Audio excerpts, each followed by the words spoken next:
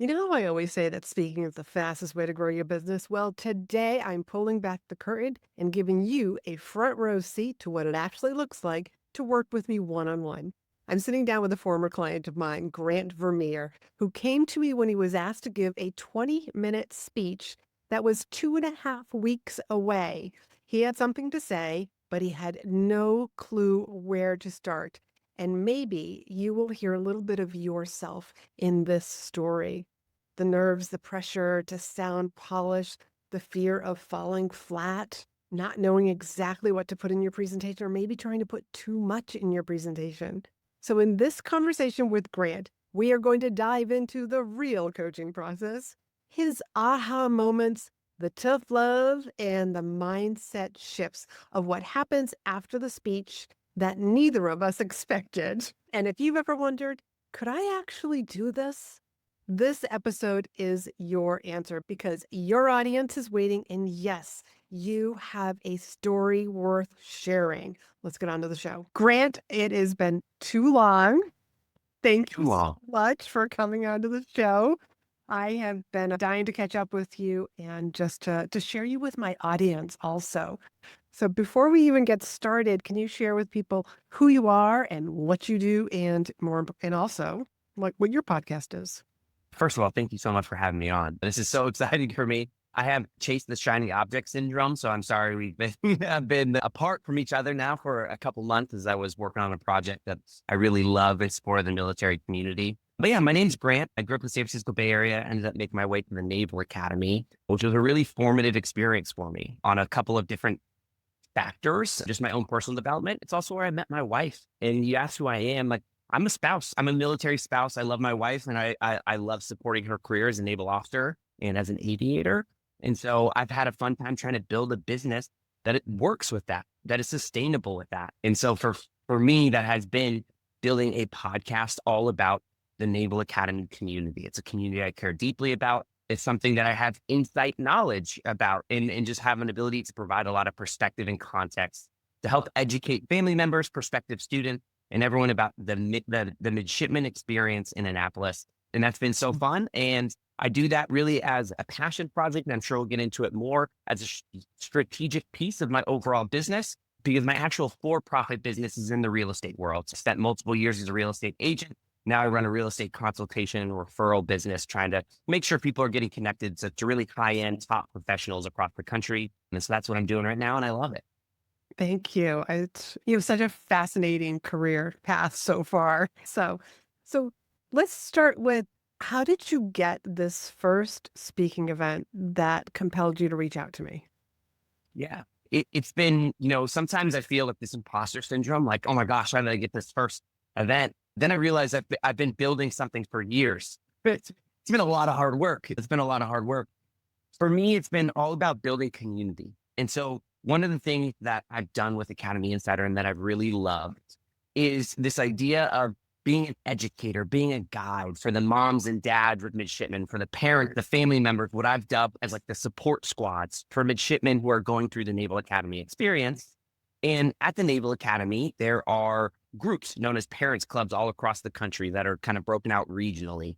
And as a result of the podcast, as a result of years of sharing my story and my experience and helping family members understand the midshipman experience and better be able to love and support their son or daughter, whoever it is going through the academy, I had a parents club reach out to me last year about coming to speak at what is known as the Welcome Aboard event. So for all of the high school seniors that will be showing up to the Naval Academy that following year for their plebe year, their freshman year, I was asked to come and speak and provide a little bit of insight, wisdom, guidance, and just general advice for the incoming class and incoming families. And that's how I kind of landed my first speaking gig. Fantastic. What I love about that story is you were just doing what you do best. And then somebody came along and said, hey, can you come over here and share some of this information? I got the perfect audience. Yes, that's exactly it.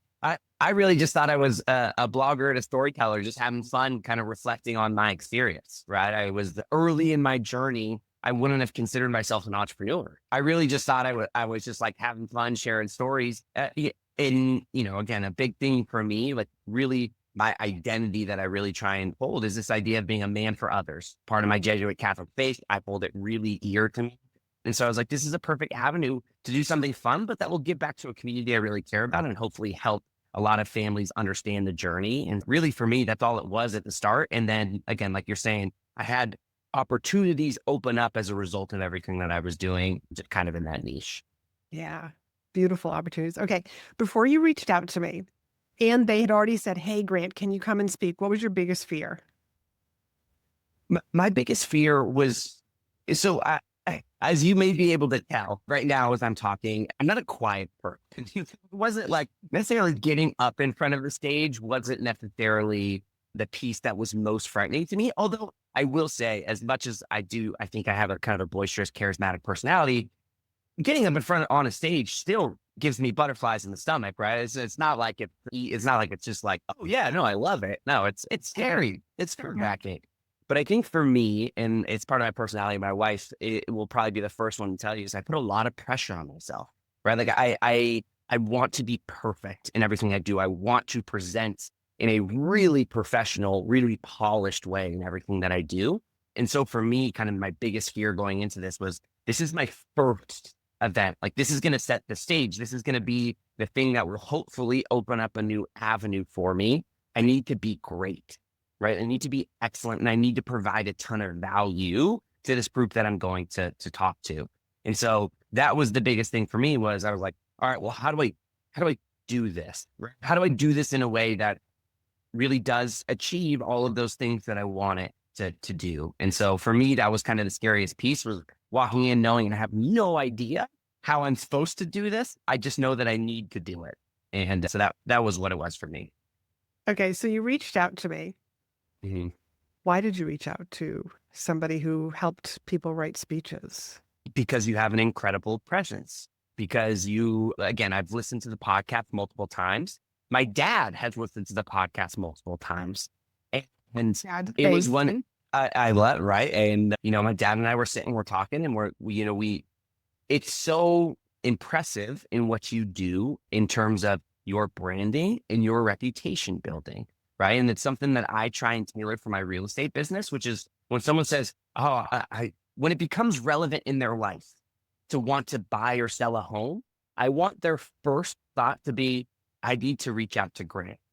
Right. And I think what you do so well was exactly this. Like it was before we even needed this speech, funny enough, like we followed your podcast. We followed your presence on these different things. And so as soon as writing a speech became relevant in our life, developing a signature speech became relevant in our life, it was like, we have to reach out to Laurie-Ann. Like that, it was the first thought. And that's kind of how it works for us. Cause I think we kind of knew maybe, and I say we again, my dad's my biggest advocate, supporter, and almost operations guy in this whole thing, which I love. My dad has a job.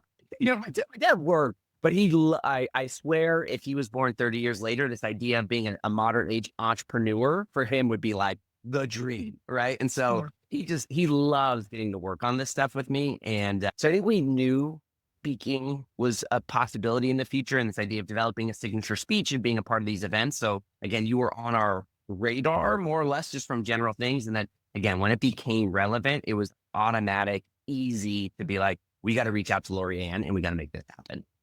Thank you. I appreciate that. So one thing that I remember, because I remember my comment to you, it was just like, all right, when is this speaking event? And you gave me a date, and it was 2.5 weeks later. And it's Weeks. like, could you have waited any longer? Yeah, for being in the military, punctuality, not my strong suit. You would think they would have fixed that in me. But again, I think, sometimes operating in these early realms, in these early stages, the Paris Club didn't reach out to me until 2.5 weeks beforehand. Right. And so these are some of the things that are really interesting because when you're trying to get your start, you know, people aren't booking you out 6 months in advance to speak when you haven't spoke before, right? And so I think that was a really interesting realization for me. Again, a little more tidbits about Grant Vermeer. In my off time from when I'm not busy enough already, I moonlight as a college basketball referee, right? And it's something that I love doing. And again, in order to advance, to go from Division III basketball to Division II basketball to Division I basketball, a lot of times you just have to get lucky and have an opportunity that pops up on very short notice, right? You have someone who is injured or get sick, and you get a call from someone that's like, hey, I know you don't normally work at this level, but we need you. Can you get there today? And you need to be prepared. You need to be ready, right? And so it was a very similar thing, which is, again, unfortunately, I was like, all right, this is a really short timeline, but I have an opportunity. And so, like, how am I going to be prepared and ready to go? And again, I'm sorry to have put the time crunch on you, but we needed to make it happen. And I'm And just so grateful to your support in doing it. yeah, you worked hard. I remember us, we had a sales call and I like, all right, Hmm. here are the options. Hmm. And we'll have our follow-up sales call. You made a decision like that night. And I said, okay, instead of a follow-up sales call, that will be your first call. And we just went to work hard. And, like normally it's 12 coaching sessions over the course of 6 months, but like I actually don't care how often they use them. And so Sure. we used like several of them, like weekly, if not twice a week, to get Mhm. it done. But you worked hard for that 2.5 weeks to really, really do an outstanding job. Thank you. Yeah, it was like you're saying, it was twice a week there for a while to build the speech and then practice it and give it a couple times in front of you. And that's always scary when you have a 15-minute speech that you've had to write, memorize, and recite multiple times to get ready to go. And it was certainly something. Mm. Please, Yeah, you did a good job. And mom and dad were in the audience. I loved that. But tell everybody what happened afterwards when you stepped off the stage. yeah, I appreciate you asking. Again, for someone who likes the media feedback or wants to do a good job and provide value, it was really special because the moment I walked off, the organizer of the event came up to me and said, "That was the best speech that we've ever had at this event. Can I book you right now for next year?" And that was really special. And I did. I went this past May and I gave the exact same speech to the North Texas Parents Club in Dallas, Texas. And it was amazing, right? And it led to another one. I actually had multiple parents clubs reach out to me this past year to speak at their event.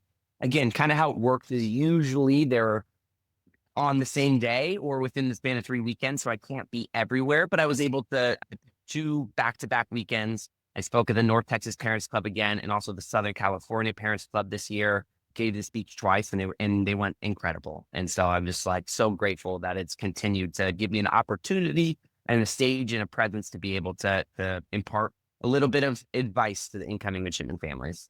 Yeah, yeah. I'm always a big fan of you just never know who's in the audience who can hire you for something else. They start following you and learning from you. And it's like, you know what? I bet he's got another speech. But this also brings up a really important point of, last year we worked together on this one signature speech for this particular 15, 20-minute talk. And you got asked to come back. And I love how you said, I gave the same talk because it's different people in the audience. But it's amazing how you can use the same speech again and again and again. And it must have Mhm. been, I bet you it had to have gotten a little bit better, especially when you're doing it 2 weekends in a row. I think significantly better. And I think what's really interesting to your point is I was able to tailor it, right? It provides a structure that I was able to make small adjustments based on where I was going and what was happening in the world. And I think this is really interesting. I don't want to take up all your time, and I'm so sorry about this, but it's really interesting because I had three main tenets of the speech, which is this idea of the power of the midshipman experience, the adventures of a junior officer, and the power of the Naval Academy Network. When we were going through this period, the first weekend, even this past summer, this first weekend, I gave this speech and I talked all about the adventures of a junior officer, all the fun, the travel. Again, you hear the phrase, join the Navy, see the world, getting to go to all these different places, doing all this cool stuff, all this amazing stuff. It's exciting. It's fun. I love talking about it because it was a fun part of my life. In between the first weekend and the second weekend, Israel launches missile strikes into Iran, and Iran responds and launches missile strikes into Israel. But this is happening the week between the two speeches.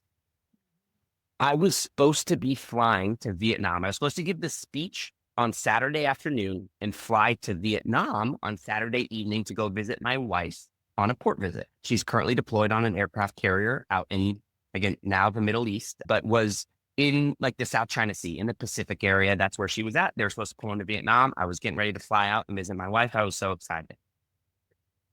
On Friday, my wife calls me and says, do not come to Vietnam. We like, we're not going to be there. Port visit canceled. New tasking, all ahead flank as fast as you can get to the Middle East to be off the coast of Iran. And, in that moment, I was super scared, right? I was nervous. I knew my wife was nervous and I knew my in-laws were super nervous.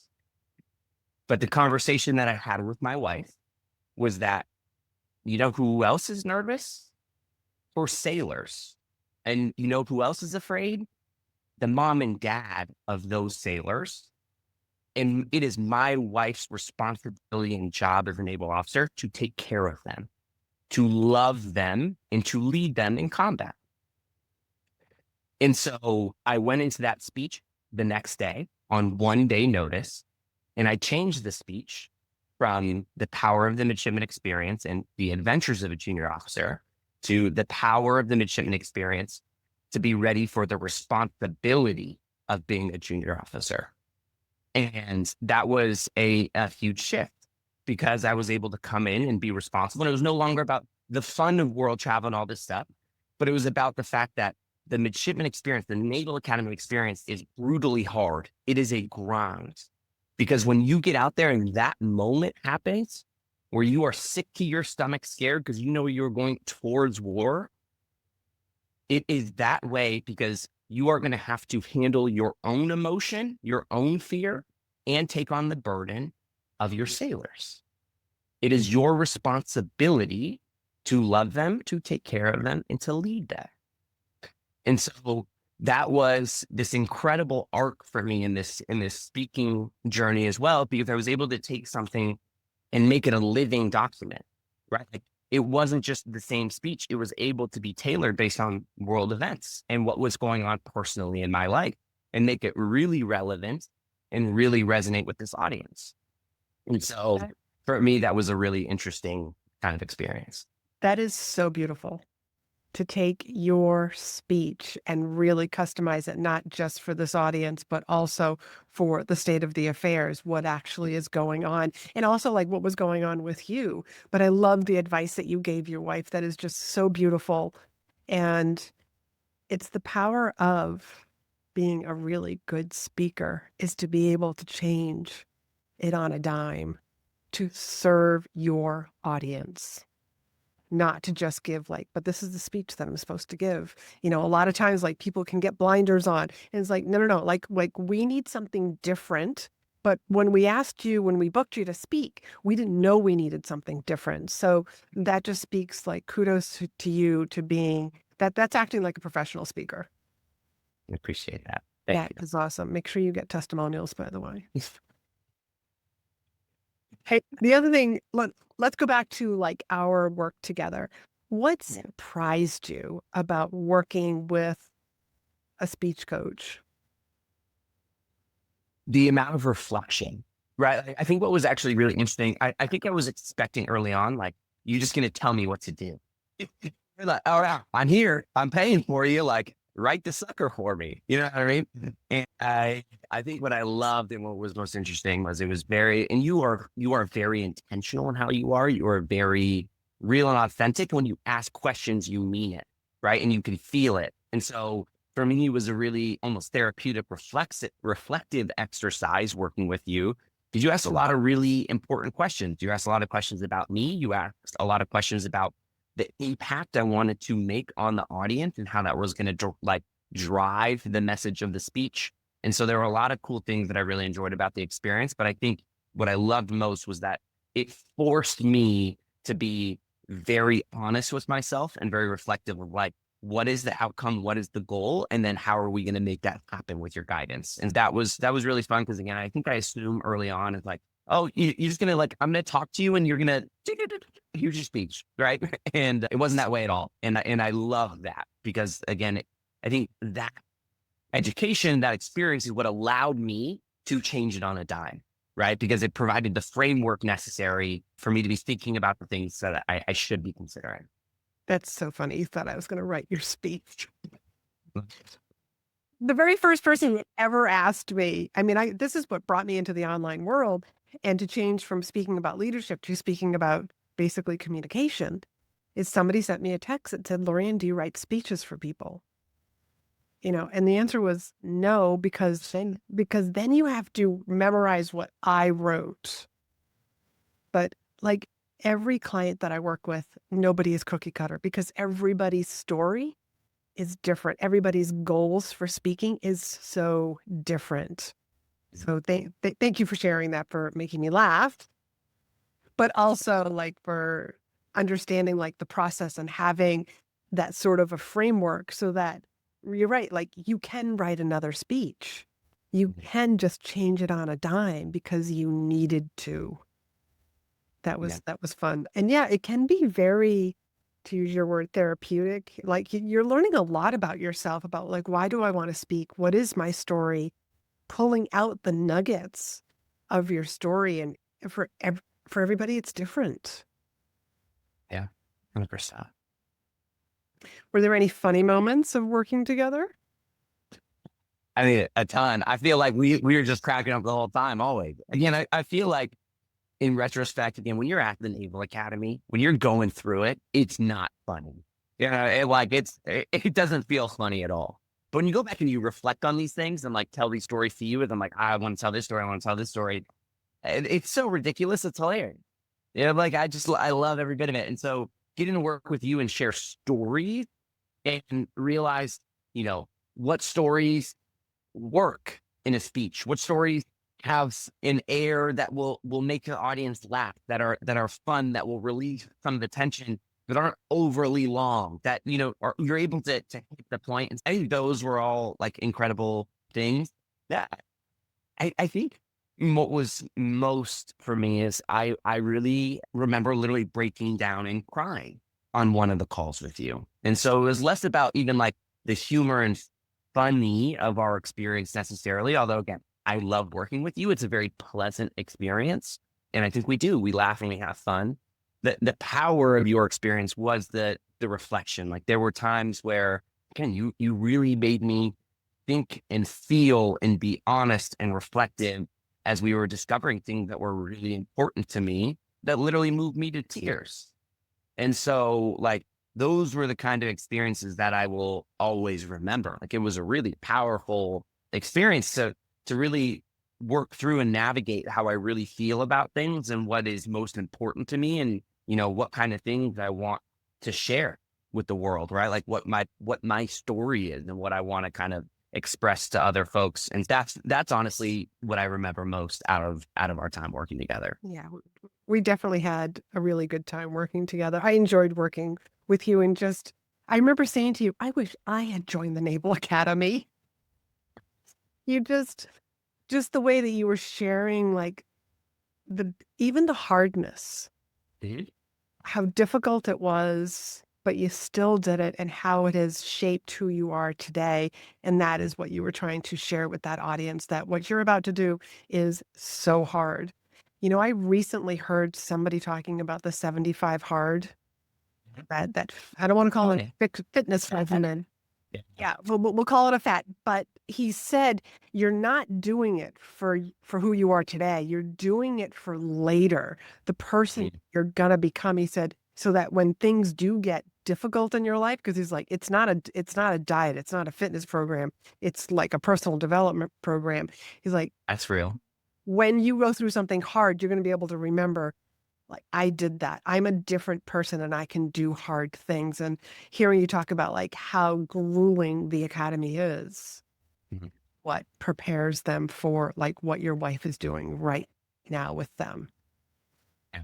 I love it. I'm gonna take that. I think I may submit a request to the U.S. Congress to change the name of the school from the U.S. Naval Academy to the 1350 hard. You know what I mean? It's like four full years, 4 full years of hard. Yeah, I think it may work with the young generation. Get them in there. It might, yes. Yeah. I want to ask you about the mindset shift from the like, I'm nervous about doing this. I want to make sure that this is perfect. I do a good job too. I've got this. I don't know that I had that feeling on the first one. Look, I was in my hotel room the night before looking at that sucker, and I was like, "Oh, yeah, we're gonna maybe make this thing happen." No, I think when I got up there, and I think again the first time giving it, it was actually when I got up on the stage and I got ready to give my first like talk, Yeah. right? And it was the opening line that like made me feel when I said it, I was like, I got this because I had said those words and those numbers so many freaking times over the past X number of days. Right. And I was nervous about the whole thing when you put in 15 minutes, but when you compress it down to like, 13,476 midshipmen applied to the Naval Academy, right? Like when I got to that boom, the first number, I was like, okay, I got this. Because each piece of it just flowed, right? Like I knew when I was here was like, all right, I'm here. Like this many people applied to the academy, this many people got in, and this many people actually said yes. Right. You are a part of the elite of elite. That is 7.9% of people that ended up actually getting into the Naval Academy. And once that happened, it was like I felt I was able to go because I knew I had the audience. At that point, when you hear the audience go pin drop silent, you're like, all right, I got this, right? Like I'm in control now. And so for me, it was that way. And again, I think onto the, you know, further on time getting it, I felt that level of confidence and smooth even before like going into it because I knew it was going to go well. But the first time, it was really like upon the first 10 words that I was like, okay, I got it. Right. I got it. And so that's what it was for me. And I don't remember exactly how you wanted to open the speech, but I remember like how many people applied. I remember asking you that. How many people apply? How many people? Because we, the goals that you had set for in the foundation of our speech together. Like here's what I want to get out of this, but here's what I want the audience to get out of this. And I was like, but in your audience are parents and also students. And we need to make them feel like, wow, that's what I'm a part of. I'm a part of 7%. You're right, the elite of the elite. I wanted your parents to feel oh so proud of their child. And Yeah. for that, like the student to be like, oh my God, like I had no idea. I really feel like that line just grabbed your audience Mhm. right from the beginning. And knowing exactly what you're going to say, this is the reason why I tell people you want to memorize your opening and your closing. You can, you had a short presentation, so you really did have to write and memorize it in a Mhm. way that sounded very conversational. But in a typical 60-minute speech, I would tell people memorize the beginning, memorize the end, the stuff in the middle. You can just have bullets if you want.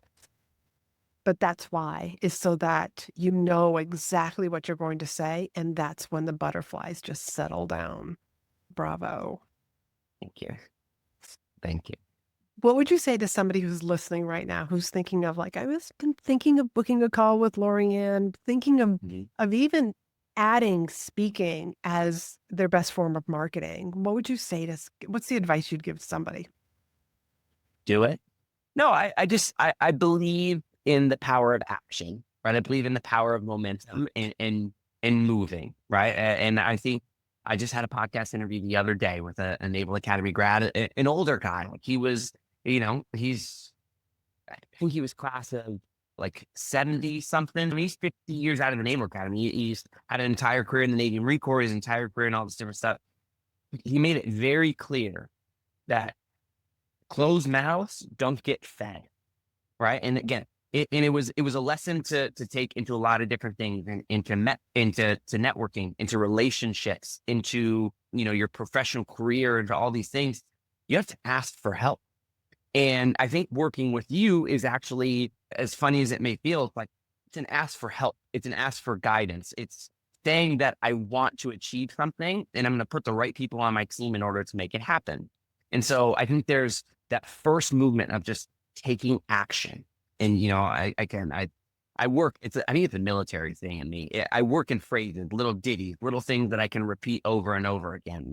Closed mouths don't get fed.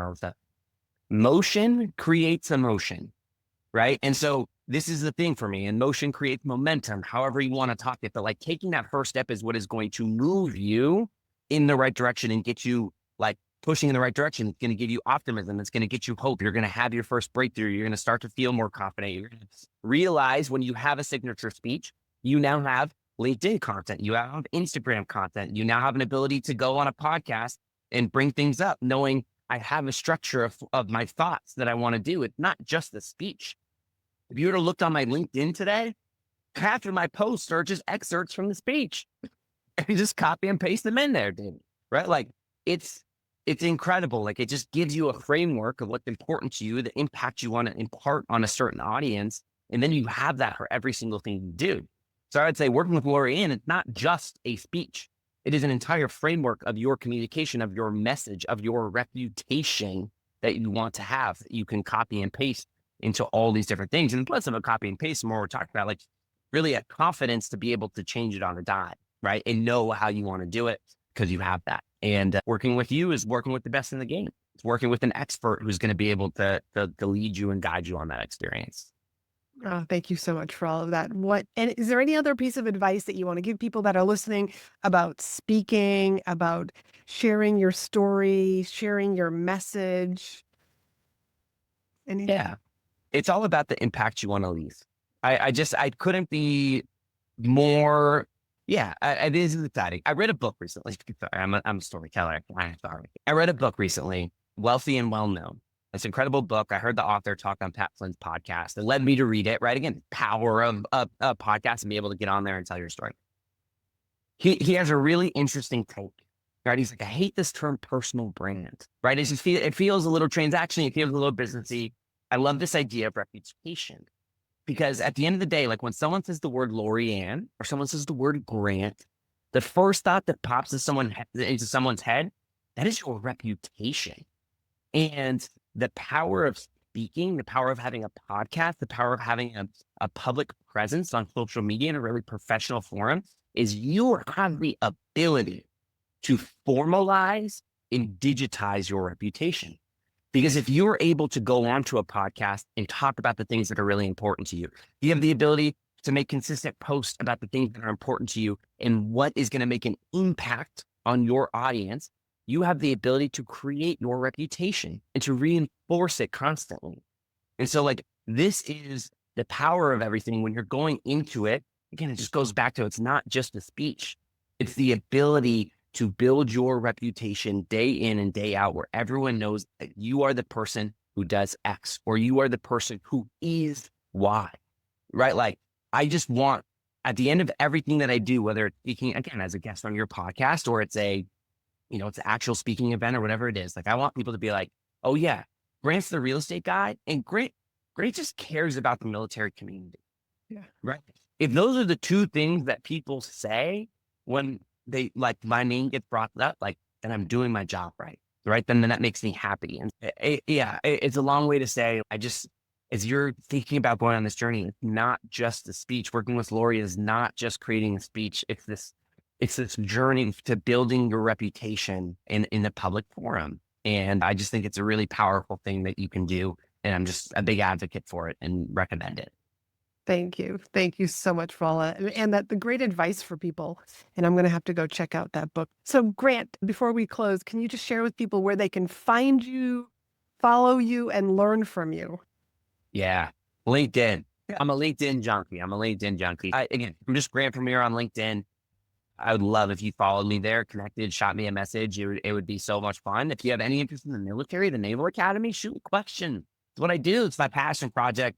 I post a lot about real estate and I post a lot about, the military community. And so those are the things that I love doing. You can also check out my nonprofit, www.academyinsider.com, or just go onto your main podcast streaming service that you like and type in Academy Insider. again, it's been a long journey, but we'll be the first podcast that pops up. And, would love to have you to listen there. And that kind of stuff would make me really happy. And, feel free to reach out at any time.